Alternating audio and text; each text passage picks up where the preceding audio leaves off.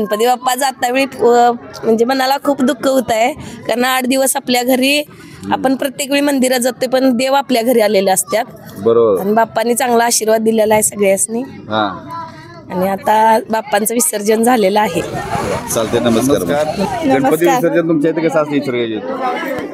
इथं सगळीजण तिकडं सगळीजण गाडीमधूनच सोडायला जातात, असं चालत तर अजिबात जात तू पहिल्यांदाच बघितलं? हो, हे पहिल्यांदा आमच्या आश्रममध्ये हे सगळं असंच असतंय.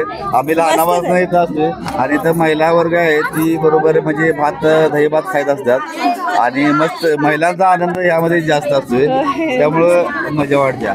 त्यानंतर आनंद असतोय. जाताना जर असं म्हणजे दुःख होतंय, वाईट वाटतंय, पण आता करावंच लागते ना. जाताना खूप वाईट वाटतं, कारण जे सोडताना जरा दुःख पण होतंय. लहानपणी पण आम्ही असंच यायचो इथे येऊन विसर्जन करायचो. तेव्हा तर असे कुंड नव्हते, आम्ही नदीमध्येच विसर्जन करत होतो आणि तेव्हा पण भारी वाटत होतं. आता पण एकदम मस्त वाटते. आनंद पण वाटतंय आम्हाला आणि दुःख पण वाटतंय, बाप्पा लवकर चालले म्हणून. असे गेले 7 दिवस ते कळालंच नाही.